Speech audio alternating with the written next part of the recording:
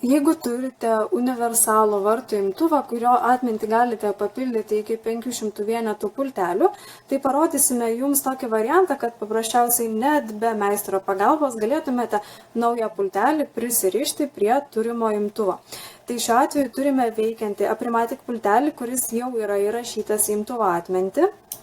Matote, vartai atsidaro. Ir turime Beninką pultelį, kuris dar nėra pririštas prie imtuvo atminties.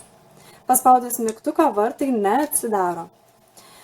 Dabar Aprimatic pultelio pagalba tiesiog radio bangų būdu prirašysime Beninką pultelį prie imtuvo. Tai visų pirma, 2 kartus paspausime Aprimatic pultelį.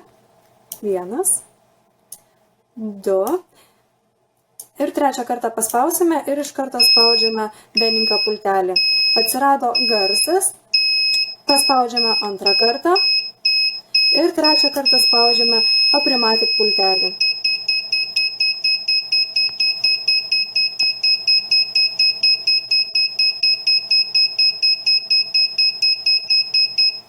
Kai imtuvas nustoja skleisti garsą, patikriname, ar Beninką pultelis prisirašė ir matome, kad vartai puikiausiai atsidaro.